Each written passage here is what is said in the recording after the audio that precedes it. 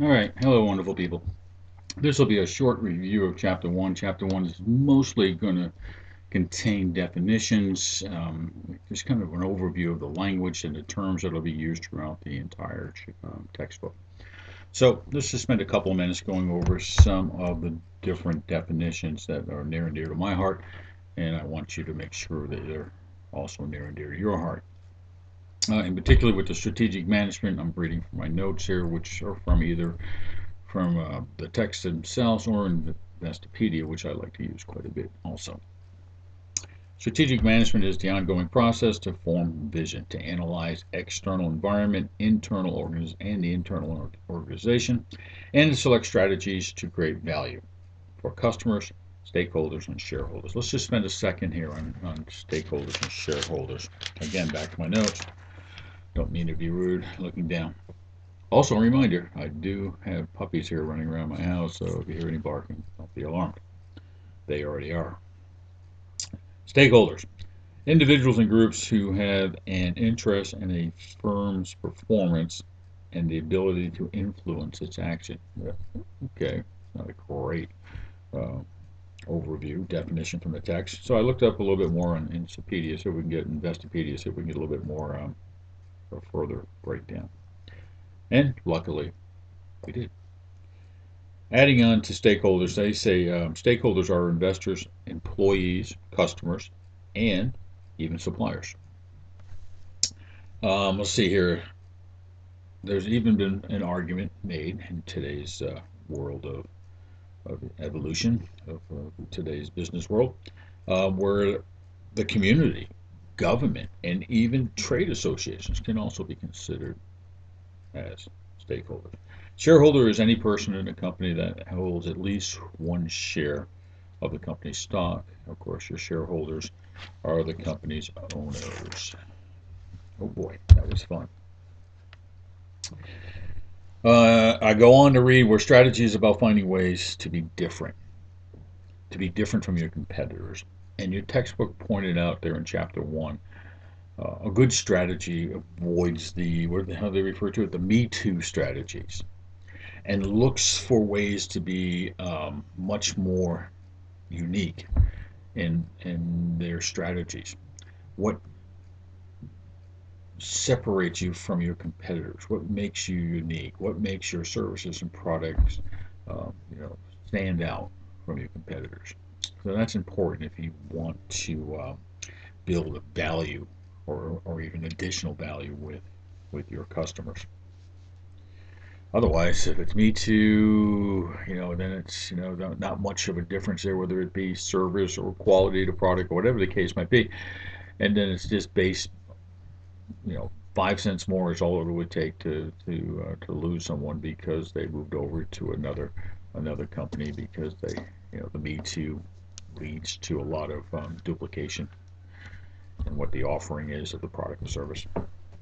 Okay, so that just makes a lot of sense. Let me see. What else did I want to touch on from chapter one? I talked about the industrial organization. There we go. The IO model. It says here is used by firms to analyze their external environment. This model is used to identify opportunities and threats. So it reminds me a little bit of when we looked, if any of you have done a SWOT analysis in the past, have done an application with SWOT, where you have strengths, weaknesses, opportunities, and threats. And of course, the opportunities and the threats are your external component of the SWOT. And what we're seeing here with the industrial organization, the IO model, seems to have some similarities there. Goes on to further identify opportunities, conditions in the firm's external environment that may help the firm reach its vision. Of course, the vision contains the mission that describes the firm's DNA. It says here in my notes that the vision is also a picture of the firm as it hopes to exist in the future or in a future time period. Okay, what else do I want to touch on there? Threats. Conditions in the firm's external environment that may prevent the firm from reaching its vision. The textbook went on to then go over another concept called RBV, resource based view. According to your textbook, this describes what firms do to analyze the internal portion of the organization. Again, I see a lot of similarities with the SWOT analysis. Let's see here. Competitive advantage exists. Well, this is under the RBV. Competitive advantage exists when the firm's core competence or distinct competencies allow it to create value for customers exceeding the value competitors create for them. Okay. And it goes on to say core competencies, capability the firm emphasizes and performs especially well while pursuing its vision. Knowing your strengths.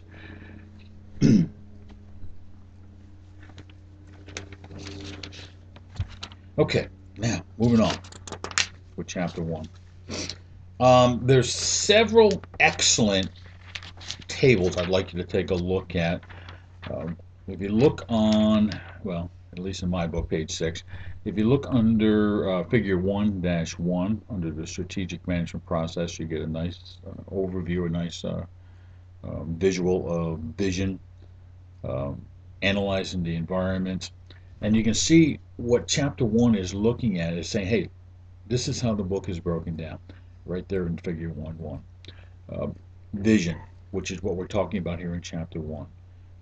And then it goes in talking about leading strategically, which we'll cover in chapter 2. But it does a nice job of breaking down what the entire chapter of the textbook is going to look like. But then we're going to go into the analysis portion of the textbook. We're going to be looking at competing through rivalries, and competing through market entries. So good stuff there. Make sure you take a look also at the vision and mission statement examples. They're good examples of what companies, successful companies use.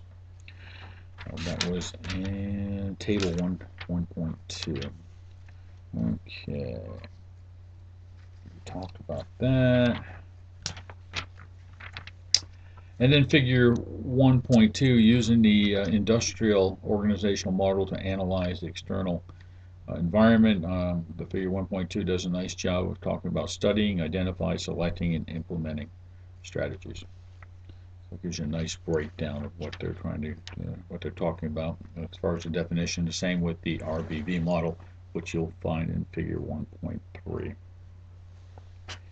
And then it goes into your stakeholders and shareholders. Again, it's a real short chapter, just going over definitions, just touches on organizational cultures and strategic leaders, which we're going to cover a little bit more in depth as we move along, in particular in chapter 2. So chapter 1 should have been a fun read.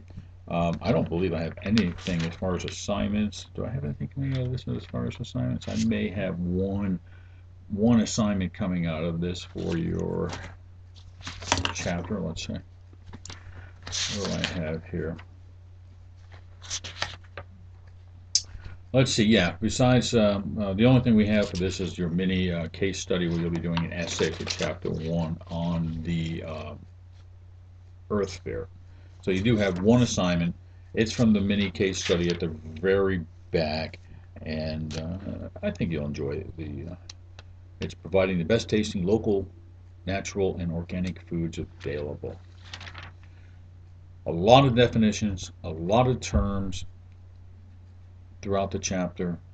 It's just a book, it's just part of the book that kind of sets you up to understand the lingo, the language, and kind of like when I first took my first accounting class and taking Accounting 101, it was like reading and learning about an entire language I had no idea existed. Well, we have a little similarities going on here with the strategic manager. So spend some time, go over these definitions, do your case study, and then as you have questions for dealing with any of these terms and topics for this chapter, just give me either an email or Skype me, and I'll be glad to work with you and explain in detail. But I don't want to reread the entire first chapter, which is basically just that, going over the definitions and what the strategies mean as far as the definitions go. All right, that's all I have for chapter 1. It was a quick chapter, a short chapter, a quick read, and we'll be moving on to chapter 2 here in our next video. Thank you.